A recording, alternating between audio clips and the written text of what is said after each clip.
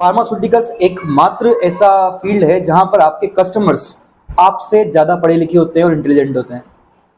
हाँ, बिल्कुल सही बात है। अगर हम फार्मास्यूटिकल सेक्टर की बात करें तो ये पूरी एक मज़ेदार जॉब है।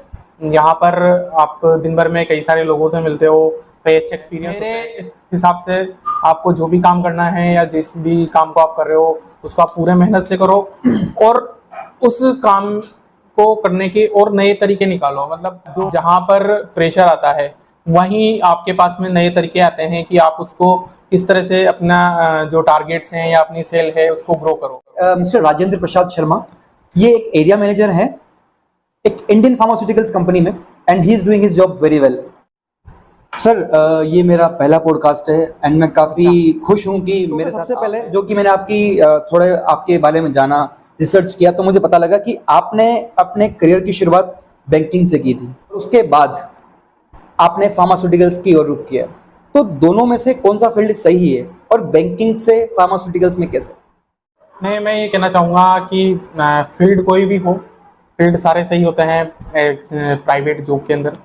बस आपकी लगन, मेहनत और आपका इंटरेस्ट किस फील्ड में है वो एक सबसे इम्पोर्टेंट है। मैंने बैंकिंग सेक्टर में काम किया। बैंकिंग सेक्टर में मैं जो है ऑटो लोन, मतलब कि 4 व्हीलर्स के लोन का काम देखता था HDFC बैंक के साथ में। और इसके बाद में कुछ फ्रेंड्स मेरे ऑलरेडी फार्मास्यूटिकल फील्ड में थे, तो उनके कहने पर मैं फार्मास्यूटिकल फील्ड में आया। अपने पर्सपेक्टिव से बताऊं तो मेरे को फार्मास्यूटिकल सेक्टर ज़्यादा अच्छा लगा, क्योंकि यहाँ पर हम अच्छे लोगों से मिलते हैं, एक वर्किंग का एक टाइमलाइन होता है और भी काफ़ी सारी चीज़ें हैं। इस वजह से अगर मैं ये बोलूँ कि बैंकिंग और ये, तो मैं अपने हिसाब से बोल सकता हूँ कि मेरे को फार्मास्यूटिकल सेक्टर अच्छा लगा। कुछ हो सकता है कुछ लोगों को बैंकिंग सेक्टर अच्छा लगे या कुछ लोगों को कोई और सेक्टर अच्छा लगे। अच्छा सर, तो जैसा कि आप अभी फार्मास्यूटिकल्स में हैं, जब आप बैंकिंग से निकल कर फार्मास्यूटिकल्स में आए तो क्या क्या चैलेंजेस आपने फेस किए? क्या आपके लिए एक नया था या क्या आपके लिए एक चैलेंजिंग मूवमेंट था? एक्चुअली मैं pharmaceutical sales marketing and banking sales marketing, इसमें जो एक मेजर जो चीज़ होती है कि यहाँ पर हमें टाइम स्लॉट कम मिलता है हमारी मार्केटिंग पॉलिसीज़ या मार्केटिंग बताने के लिए, क्योंकि हमारे जो कस्टमर है वो एक डायरेक्ट कस्टमर ना होकर इनडायरेक्ट कस्टमर है। तो वहाँ पर हमें 1 या 2 मिनट का टाइम मिलता है फार्मास्यूटिकल सेक्टर में। लेकिन बैंकिंग सेक्टर में अगर आप किसी कस्टमर के पास जाते हो तो देयर इज न प्रॉपर अपॉइंटमेंट और भी सारी चीज़ें होती है। अच्छा। लेकिन दूसरी ओर आप बैंकिंग सेक्टर में एक दिन में 4 या 5 कस्टमर से मिल सकते हो, यहाँ पर आप कई सारे ज़्यादा कस्टमर से मिल सकते हो। तो ये कुछ चीज़ें डिफरेंस हैं। सर, एक और चीज़ मैंने सुना है जो शायद सच भी है कि फार्मास्यूटिकल्स एकमात्र ऐसा फील्ड है जहां पर आपके कस्टमर्स आपसे ज़्यादा पढ़े लिखे होते हैं और इंटेलिजेंट होते हैं। हाँ, बिल्कुल सही बात है ये। और कहीं ना कहीं ये बिल्कुल सच है। इसी वजह से जो मेडिकल रिप्रेजेंटेटिव या जो फार्मास्यूटिकल सेक्टर के लोग हैं जो मेहनत करते हैं अपने ऊपर, मतलब कि अपनी नॉलेज को अपग्रेड करने के लिए, स्किल को डेवलप करने के लिए, स्किल डेवलपमेंट की बात कर लो, मेनली बेसिकली स्किल डेवलपमेंट के साथ में प्रॉपर नॉलेज अपग्रेडेशन पर जो लोग रेगुलर वर्क करते हैं, they are more successful than the others जो केवल लोगों को देखकर। अगर आपकी बात करें तो आपको तो एक काफ़ी अच्छा एक्सपीरियंस था जब आप बैंकिंग में थे, फिर आप इसमें आए, एज ए मेडिकल रेप आपने ज्वाइन किया, फिर आपने प्रमोशन लिया और आप जो है मैनेजर बने। तो आपके अकॉर्डिंग कौन सी रिस्पॉन्सिबिलिटी बेटर थी या कौन सा, किस रोल में आपका फन ज़्यादा था, एज ए मेडिकल रेप या फिर एज ए मैनेजर? किस में आपको ज़्यादा मजा आता है? नहीं, देखो, अगर हम फार्मास्यूटिकल सेक्टर की बात करें तो ये पूरी एक मज़ेदार जॉब है। यहाँ पर आप दिन भर में कई सारे लोगों से मिलते हो, कई अच्छे एक्सपीरियंस होते हैं। एज ए मेडिकल रिप्रेजेंटेटिव आपके अलग रेस्पॉन्सिबिलिटी ड्यूटीज़ होती हैं। एज ए मैनेजर अभी मैं एक फर्स्ट लाइन मैनेजर हूँ, सेकंड लाइन मैनेजर की अलग रेस्पॉन्सिबिलिटी होती है, फर्स्ट लाइन मैनेजर की अलग रेस्पॉन्सिबिलिटी होती है। तो मैनेजमेंट में जैसे जैसे आपकी रेस्पॉन्सिबिलिटीज़ होती हैं उस हिसाब से आपको अपना काम करना होता है और हर लेवल पर मतलब मज़ा है। जब मैं मेडिकल रेप था तब एक अलग मेरी रेस्पॉन्सिबिलिटी थी, तो उनमें मेरे को मज़ा आता था। आज मैं एक मैनेजर हूँ, एरिया मैनेजर हूँ, तो इसमें मेरी रेस्पॉन्सिबिलिटीज़ ज़्यादा हैं थोड़ी, लेकिन इसमें भी मज़ा है। अगर आप अपने काम को अच्छे से करते हो तो वो आपके लिए एक अच्छा मज़ा है, मज़े वाली बात है। हाँ, कुछ लोग अपने काम को केवल एक रिस्पॉन्सिबिलिटी के रूप में लेते हैं, कुछ लोग उसको फन के रूप में लेते हैं। आप किस रूप में लेते हैं? नहीं, मैं तो देखो अपने काम को एक आनंद के तौर पर ही लेता हूँ, क्योंकि आप जब तक अपने काम से प्यार नहीं करोगे तो आप वो काम ज्यादातर टाइम कर नहीं पाओगे, या बिल्कुल। कर पाओगे तो पूरे मन से नहीं कर पाओगे। जी बिल्कुल। तो कहीं ना कहीं आपकी वो तरक्की में रुकावट बनेगा। तो मेरे हिसाब से आपको जो भी काम करना है या जिस भी काम को आप कर रहे हो उसका पूरे मेहनत से करो, और उस काम को करने के और नए तरीके निकालो। मतलब आपका जो पेशन है वो उस काम के प्रति होना चाहिए, तो आप ज़्यादा सक्सेसफुल हो। सर अभी क्योंकि हम फार्मास्यूटिकल्स में हैं तो फार्मास्यूटिकल्स में काफ़ी सारी दिक्कतें आती है। अभी कुछ टाइम पहले की बात करें तो 2 साल तक कोविड पेंडेमिक रहा, लेकिन जो प्रेशर था, सेल्स का प्रेशर था, फार्मास्यूटिकल्स के जितने भी मेडिकल लैब्स की बात करें, मैनेजर्स की बात करें या कंपनीज की बात करें, तो प्रेशर वही था लेकिन सेल नहीं थी। उस दौरान क्या प्रॉब्लम्स आपने फेस करी? इस पेंडेमिक में, जब पेंडेमिक में देखो सब लोग परेशान थे, हर सेक्टर परेशान था, लेकिन फिर भी फार्मास्यूटिकल सेक्टर ने काफ़ी अच्छा किया है पेंडेमिक में भी। जो पहला पेंडेमिक का दौर था उसमें सेल्स हालांकि कम हुई थी, लेकिन फिर भी इतनी बुरी स्थिति नहीं थी कंपेयर विद अदर सेक्टर्स। और ये उतार चढ़ाव तो चलते रहते हैं। जब रिसेशन का टाइम आया था, अच्छी अच्छी कंपनियों ने अपने कई सारे एम्प्लॉयज़ को निकाले थे, लेकिन फार्मास्यूटिकल सेक्टर एक ऐसा था कि रिसेशन के टाइम पर भी इन्होंने किसी को जॉब से नहीं निकाला। और आई थिंक पेंडेमिक के टाइम पे भी फार्मास्यूटिकल सेक्टर ने किसी की जॉब्स नहीं ली और किसी की सैलरी नहीं रोकी। इवन मेरे को मेरी कंपनी ने पूरे पेंडेमिक के टाइम में पूरी सैलरी दी है, जिससे कि मुझे मतलब लगा भी नहीं कि ये एक पेंडेमिक का दौर है।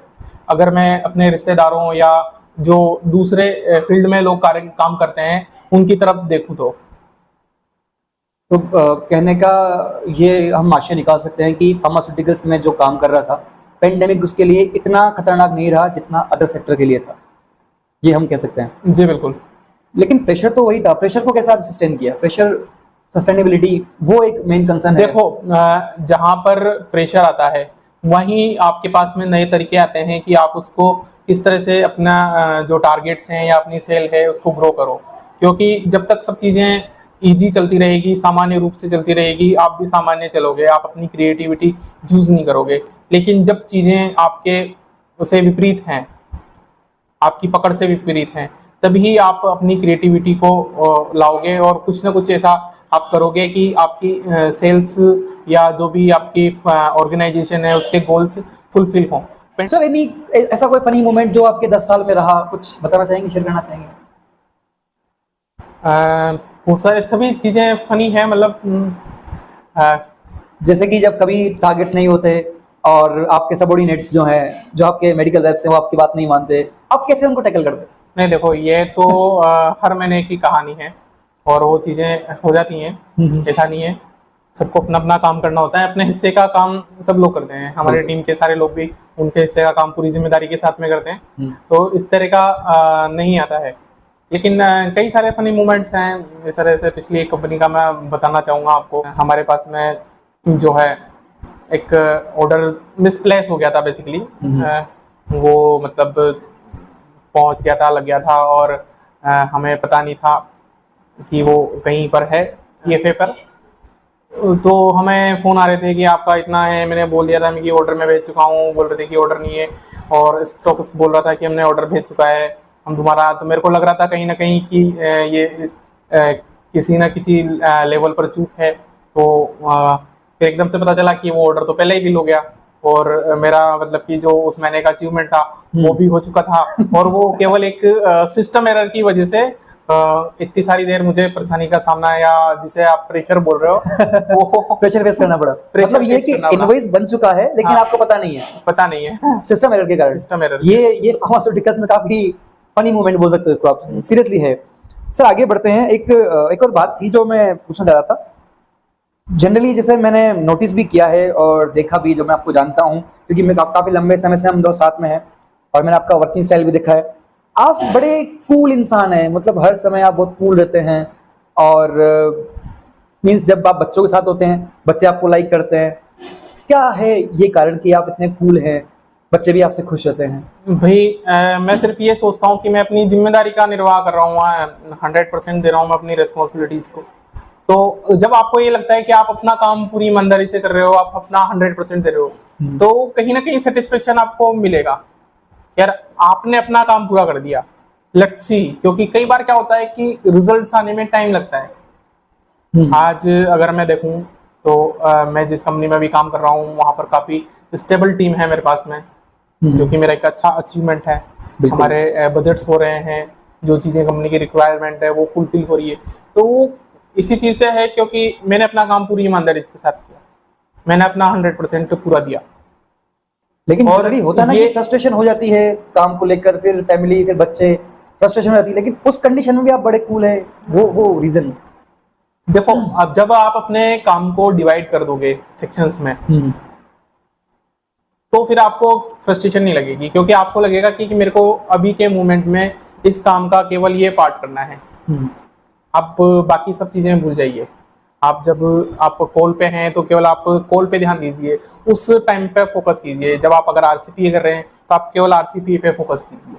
मींस प्रेजेंट में रहना ही आपकी प्रेजेंट में रहना इस कूल बिहेवियर का कारण। जब मैं बच्चों के साथ होता हूँ तो फिर मेरे को किसी और चीज से कोई लेना देना नहीं है। अच्छा। तब मैं उनको बताता हूँ कि आपको क्या करना है। मैं अपने बच्चों को भी टास्क और टारगेट्स देता हूँ। बिल्कुल बिल्कुल, मेरा वही अगला प्रश्न था कि आपने सीडीपी काफी अच्छी पढ़ी हुई है, जो चाइल्ड डेवलपमेंट साइकोलॉजी है वो आपने काफी अच्छा से टैकल किया हुआ है। तो आपने सीडीपी कहीं पढ़ा था या फिर आपको? नहीं, बिल्कुल मैंने पढ़ा था। सीडीपी पढ़ा? हाँ बिल्कुल तो मैंने पढ़ा कैसे था। कैसे आप इसको मैनेज करते हैं? जैसे आपने बताया कि आप बच्चों को टास्क देते हैं। देखो, ये तो आज के इलेक्ट्रॉनिक जमाने की देन है कि आज कम्युनिकेशन इतना इजी है कि you can communicate anywhere to anywhere है। आज हमारे पास में जब मैं बाहर भी होता हूँ तो वीडियो कॉल्स वगैरह हैं, तो इट्स मतलब कि वो टच रहता है, ये आप पे डिपेंड होता है। और मैंने पहले भी बोला था कि जब आपके पास में कोई ना कोई चीजें होती है तो आप उसका कोई ना कोई तरीका आप निकाल ही लेते हो। बिल्कुल। तो मैंने भी मैं अपने बच्चों के साथ में रोजाना, जैसे जब मैं यहाँ पर रहता हूँ तो ठीक है, जो चीज़ें हैं, जो टास्क हैं बच्चों के, वो कंप्लीट करवाता हूँ उनसे। और ऐसा कुछ भी नहीं है कि प्रेशर है। मेरा एक लड़का है और एक लड़की है। लड़की तो अभी कुछ छोटी है, लेकिन लड़का जो है वो 11 साल के लगभग है। तो ठीक है, उसके उम्र के हिसाब से या उसके स्कूल के हिसाब से वो भी अच्छा कर रहा है। और मेरा ज़्यादा ये उद्देश्य भी नहीं है कि वो बहुत ज़्यादा कुछ करे या बहुत कम कुछ करे, लेकिन हाँ वो ये है कि वो मेहनत करे। मेरा केवल उद्देश्य ये रहता है कि वो जिस भी क्षेत्र में या जिस भी एरिया में वो जाए, वो उसमें मेहनत करे। और मेरा हर बच्चे के साथ में यही रहता है। बिल्कुल। मैंने एक और बात आपसे सुनी थी कि बच्चा जो करना चाहता है उसे वो करने दिया जाए। किस हद तक जो ये सही है? मतलब आजकल बच्चे काफी गलत क्षेत्र में भी जा रहे हैं, तो अगर हम उनको वो करने दें जो करना चाह रहे हैं, तो आपको लगता है किसी गलत क्षेत्र में चले? मैंने कुछ दिन पहले एक मूवी देखी थी, यश डे। वो एक मूवी है बेसिकली, ये मूवी एक पेरेंटिंग मूवी है, पेरेंटिंग के ऊपर है कि आज हम बच्चों को सुबह से लेके ना बोलते हैं जो शाम तक ना बोलते हैं, नहीं आपको ये नहीं करने दूंगा, नहीं आपको ये नहीं करने दूंगा, नहीं आपको ये नहीं करने दूंगा, नहीं आपको ये नहीं करने दूंगा। तो उस मूवी में भी यही था। उसमें ये था कि एक दिन रहेगा संडे, वो बच्चों का दिन रहेगा, आपको वही करना है जो बच्चे बोलेंगे। मतलब यस डे, वो एक प्रोग्राम था कि 6 डेज बच्चा वो करेगा जो आप बोलोगे, लेकिन एक दिन आपको वो करना है जो बच्चा बोलेगा। तो इट्स ना पार्टनरशिप। मैं भी यही करता हूँ, मैं अपनी कुछ चीजें बोलता हूँ कि आपको ये करना है, तो आप जो बोलोगे वो भी मैं करूँगा। तो इट्स ना 2 वे।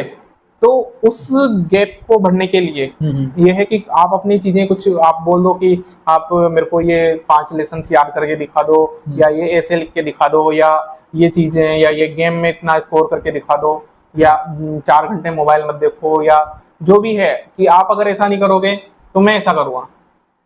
अच्छा, मीन्स उनको टास्क देने हैं, कंप्लीट करवाना है, कंप्लीट करने के बाद उनको एप्रिसिएशन के रूप में गिफ्ट देना है, रिवॉर्ड्स देना है। हाँ, ये बिल्कुल सही है। और ये तो सिद्धांत है। मतलब आप अगर आप किसी भी बुक्स को पढ़ते हो, चाहे वो how to win the friends and influence the people, या और भी कोई चीजें हैं जो कि पर्सनालिटी डेवलपमेंट से रिलेटेड हैं, तो वो सभी ये बोलती हैं देयर इज ना रिवार्ड सिस्टम। जो रिवॉर्ड हमें देना चाहिए बच्चों को। रिवॉर्ड देना नहीं, बच्चों को नहीं, सभी को देना। हाँ, स्पेशली अगर बच्चों की बात करें तो ये करना चाहिए। रिलेशनशिप मैनेजमेंट यही है कि आप कुछ ले रहे हो, कुछ दे रहे हो। आप चाहे आप रेस्पेक्ट ले रहे हो तो आप रेस्पेक्ट वापस दे रहे हो। बिल्कुल बिल्कुल। और यहीं से बच्चों का जो है ग्रोथ स्टार्ट होती है। तो जो यंगस्टर्स आ रहे हैं आप उनको गाइड करेंगे कि उनको फार्मास्यूटिकल्स में आना चाहिए? देखो यंगस्टर्स हमेशा हर ऑर्गेनाइजेशन या हर सेक्टर का रिक्वायरमेंट रहता है कि फार्मास्यूटिकल एक बहुत अच्छा फील्ड है, यहाँ पर आप जितनी मेहनत करोगे आप उतना आगे जा सकते हो।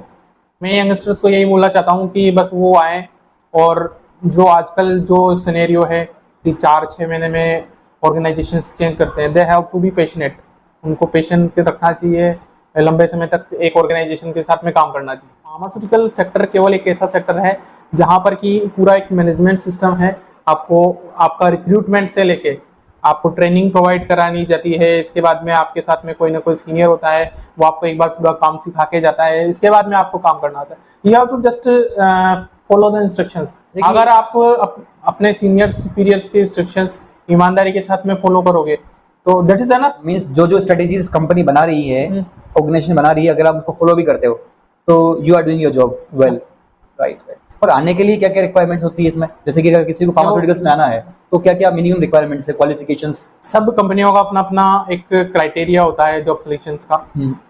ज़्यादातर जो कंपनीज हैं साइंस ग्रेजुएट या B pharmacy D pharmacy graduate लोगों को मांगती है, और साथ में कुछ कंपनियां एक्सपीरियंस मांगती है, कुछ कंपनियां फ्रेशर से भी जी। मीन्स क्या ये से कह सकते हैं कि अगर आप साइंस ग्रेजुएट हैं और अगर आपका कम्युनिकेशन स्किल्स अच्छा है तो आपके लिए दरवाजे हमेशा खुले हुए हैं। बिल्कुल, और आप में कुछ करने की अगर चाहत है तो बिल्कुल सही। सर एक लास्ट क्वेश्चन मैं पूछना चाहूंगा जो कि मेरा काफी फेवरेट क्वेश्चन है और पर्सनली मुझे बहुत पसंद है ये क्वेश्चन। जनरली लोग प्रोफेशनल लाइफ और पर्सनल लाइफ में सामंजस्य नहीं बिठा पाते, आप कैसे इसको मैनेज करते हैं? ये थोड़ा खुल के बताएं। नहीं देखो, फर्स्ट प्रायोरिटी ये है कि आप अपना काम पूरा करो। अगर आपने अपना काम पूरा कर लिया तो आपके पास में टाइम है आपकी पर्सनल लाइफ के लिए। और दूसरा जो चीज़ें हैं, क्योंकि टाइमलाइंस ऐसी होती हैं कि आपको टाइम मैनेज करना है।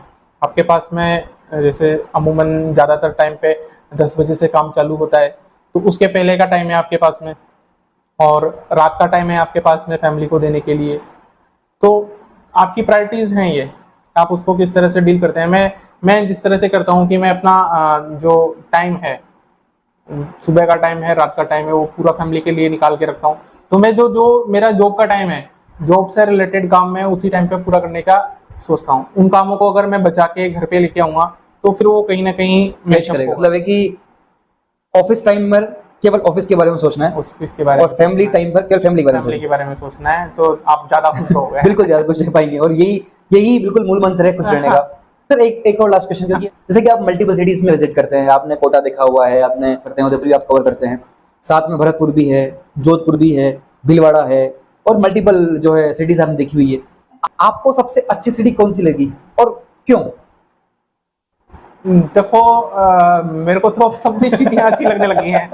बिल्कुल, क्योंकि इतना लंबा टाइम हो गया जाते जाते, तो मेरे को तो लगभग भरतपुर हो या उदयपुर हो, जोधपुर हो, हर सिटीज के अपने अपने प्लस माइनस हैं। बिल्कुल। तो अब वो मतलब मेरे लिए तो सब यूज्ड टू हो गए हैं एक्चुअली में। बिल्कुल, मेरे को तो सभी अच्छा लगता है, और सबसे ज्यादा तो मेरे को कोटा अच्छा लगता है। क्योंकि आपका होम टाउन है इसलिए, या फिर कोटा अच्छा है इसलिए अच्छा लगता है? नहीं, जहाँ जो आपका होम टाउन होता है वो आपको अच्छा लगता है, क्योंकि वो आपको वहाँ पर पले हो, बड़े हो, वो सारी चीजें हैं, वो आपकी हैबिट का एक हिस्सा है बेसिकली। बिल्कुल, तो इस वजह से वो आपको अच्छा लगता है। और एक्सेप्ट फॉर कोटा कौन सा सिटी आपके लिए? नहीं, मेरे को सभी अच्छे लगता है। सारी सिटी अच्छे हैं? सब सिटी मेरे को बहुत अच्छी लगती है। देखो हर जगह में कुछ अच्छी चीजें हैं, और जो मतलब मेरे को बहुत अच्छी लगती है हर जगह। तो मैं तो ये मानता हूँ, आई एम ऑप्टिमिस्ट, कि मेरे को अच्छी चीजें ज्यादा अच्छी लगती है। सही है, सही है। Thank you so much sir, आपने अपना अमूल्य समय में दिया, हमने बात करी, अच्छा लगा। आई होप ये आपके भी फ्यूचर में काफी काम आने वाला है। Thank you so much.